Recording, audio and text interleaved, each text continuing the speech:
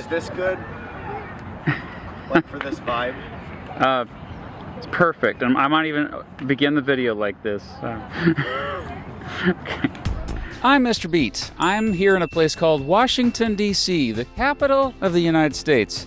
And behind me is actually the Capitol building right now. I just found out that one of my earliest subscribers is running for Congress.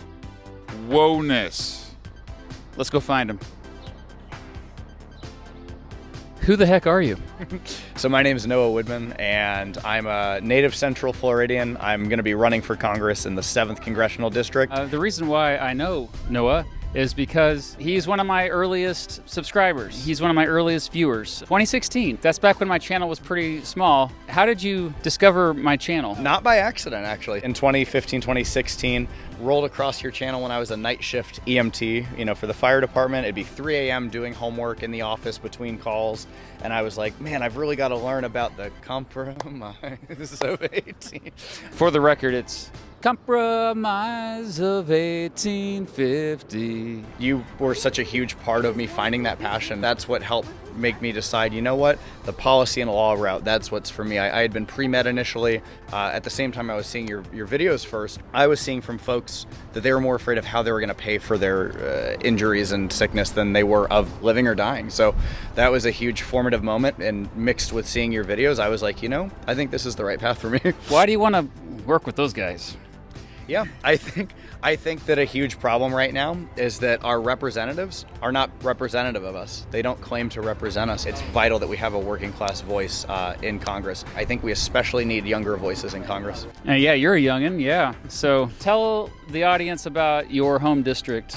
From Florida 7th, it's right north of Orlando. It includes 2 counties. Seminole County, which is the entirety of Seminole County, sits right on top of Orlando, and the southern portion of Volusia County. It's one of the most beautiful parts of the country. The dream for a long time was that, you could have a good, affordable home, send your kid to a good, safe school, and on weekends enjoy the springs or the beach or the forest or hunting. All these wonderful things that we're seeing corporate interests completely cut and gut. For somebody who is thinking about running for federal office, maybe tell them a little bit about how difficult has this process been, or maybe it's been easier than you thought. I think that what's been harder about it, and what's been easy about it has surprised me. You really can just run. If you're meeting the requirements, which the age one's a big one, citizenship one for a certain number of years is a big one, but if you meet those requirements, you can file to run. You've got to collect a huge number of signatures, and this is I'm going to mention the hard part about this, the sad part about this, you can pay $10,000. That's pocket change.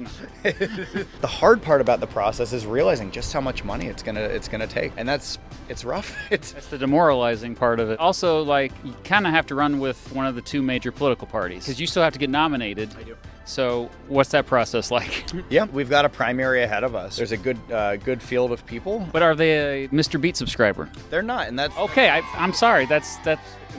We haven't seen any of the prior nominees really put up what's required to flip this district. Do you know how many people are running for the nomination? Right now it's 3. That's it. I was assuming more. Okay. This is a swing district. It is. If you get the nomination, you have a really good chance to win. I do. If I were to run for that job, you should do it. I don't want to, but if I were, I would do 2 things differently. I would, one, at the town halls, instead of being on stage or in front of the audience and just saying, well, here's what I'm going to do, and I'll take a few questions. Yep. Instead of being in front of the audience, I would be in the audience and then have the people go to the stage and say, I'm here to listen to you. What are your concerns? Second thing I would do is just I think what we've learned in the Trump era is authenticity rules. Yep. And so we don't need script writers anymore, these big consulting teams to tell us exactly what to say. I love those 2 things. I'm not just saying that because you do. People crave real, yeah. I mean, it in a way, I think these professional people in this, what do they call it, the Beltway in DC, right? I think a lot of them have this idea that if you tighten things up and make it super professional and whitewashed. Use data. Everything's data driven. For those of you watching, I'm hoping that you run, whether it's this year or next year, or if you're the 19 or 20-year-old watching this when you're between, your jobs like I was, or working late nights watching Mr. Beat, know that I was literally in your shoes. I mean, in a way, I still am. I mean, I'm just getting started.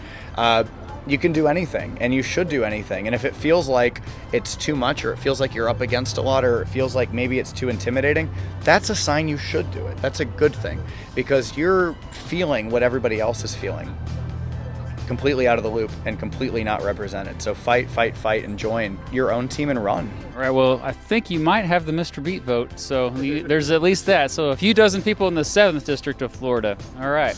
Well, good luck to you. Thank you so much. All right.